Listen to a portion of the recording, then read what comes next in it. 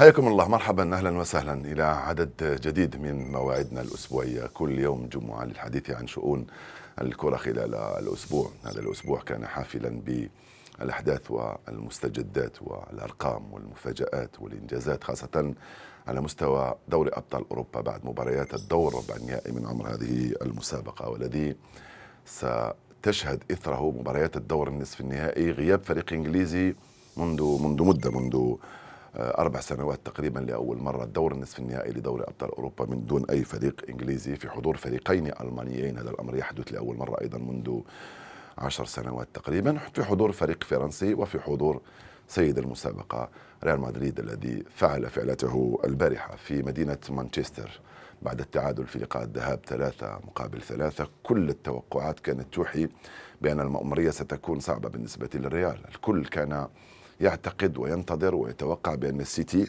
سيكون هو السيتي الذي نعرفه في كل مرة، يضغط ويسجل ويفوز ويتأهل ويحافظ على تاجه. ولكن السيناريو الذي شاهدناه البارحة هو واحد من غرائب وعجائب هذه المسابقة في دورها الربع النهائي. أنا عندي مدة من سنوات طويلة لم أشهد مباريات دور ربع النهائي بهكذا الشكل، سواء في السيناريوهات في المفاجآت أو حتى في عدد الأهداف.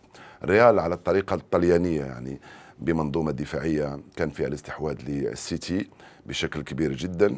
على الطريقة الإيطالية تأهل بعد وقت إضافي وركلات الترجيح. العامل البدني كان له دور كبير وكبير جدا.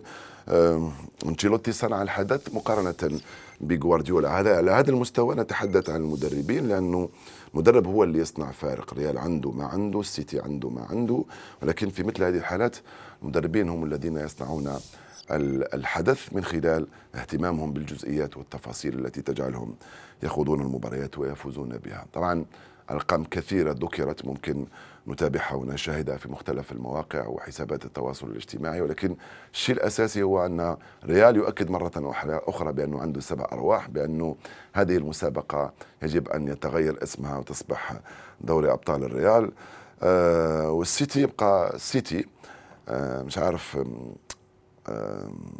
مرات القليلة اللي ظهر فيها بيب جوارديولا حزين وكئيب على خسارته أو على إقصائه، البارحة كانت مؤلمة جدا. شفتوا في ركلات الترجيح كان يتوارى خلف القوم، يعني بعد ما ضيع فريقه واقتربت الركلة الخامسة هو تقريبا رجع وراء اللاعبين. في الجهة المقابلة شفت كارلو أنشيلوتي، لأن صور تحمل دلالات.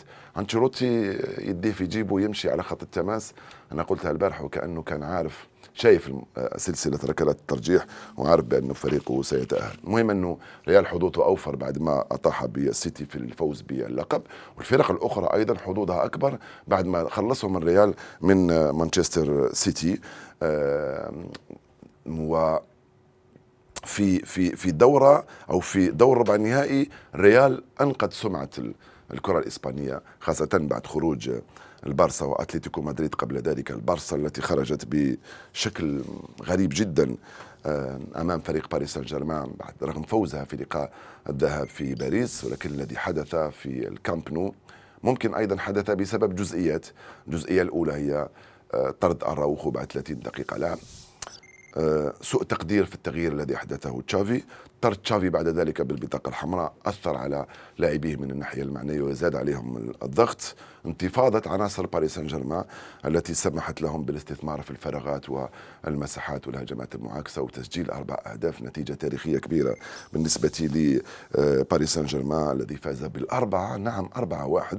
صعب أنك تتقبل لما تسمع النتيجة 4-1، تتقبل أنه مش تتقبل، صعب أنك تؤمن وتصدق بأن النتيجة كانت 4-1 بالنسبة لفريق باريس سان جيرمان، بفضل هدفين من كيليان مبابي وهدفين من ديمبلي ذهابا وإياب. ديمبلي اللاعب السابق لبرشلونة الذي سجل على فريقه السابق في الذهاب وسجل عليه كذلك في لقاء العودة في الكامب نو.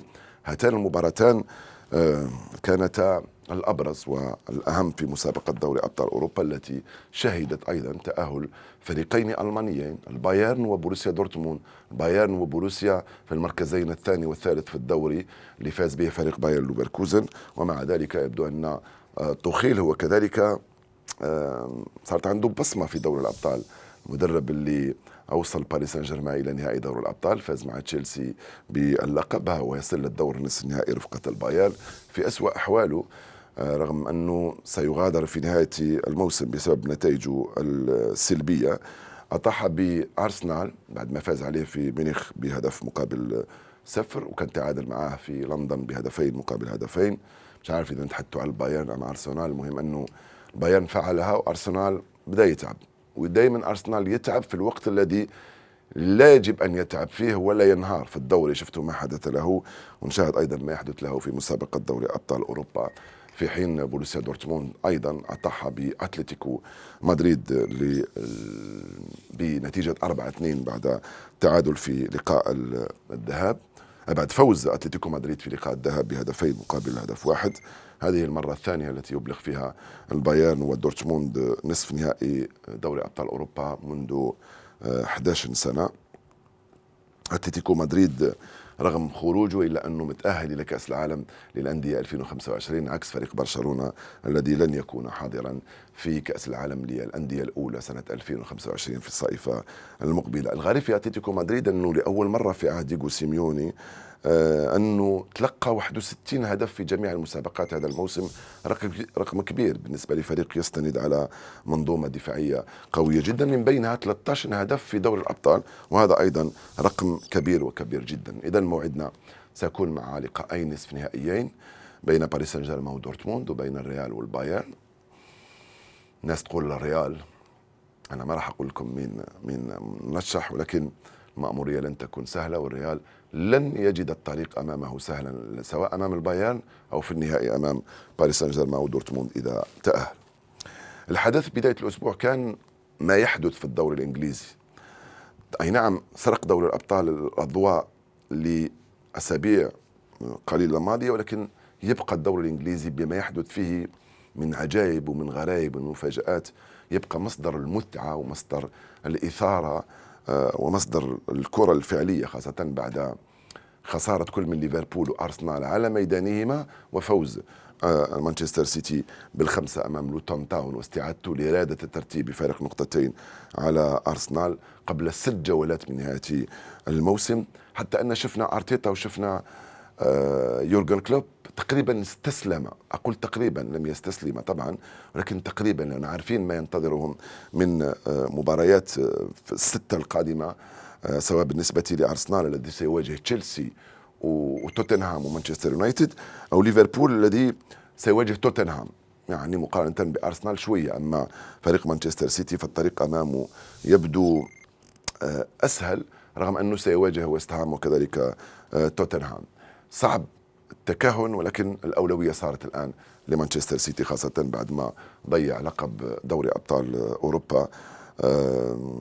سيركز كثيرا على الدوري المحلي الذي شهدنا فيه الأسبوع الماضي أول تتويج، وأي تتويج، باير ليفركوزن لأول مرة في التاريخ منذ 120 سنة يتوج بطلا على البايرن وعلى بروسيا دورتموند ب44 مباراة من دون خسارة، بمدرب عنده سنة ونص، تشابي ألونسو اللاعب السابق لنادي ليفربول لاعب الدوري الإسباني، قبل 5 جولات من نهاية الموسم، بفارق 16 نقطة عن بايرن ميونخ، وذلك بعد فوزه على فيردر بريمن ب5-0 الأسبوع الماضي. وشفنا الاحتفالات اللي صارت في ليفركوزن بعد تتويج البايرن باللقب.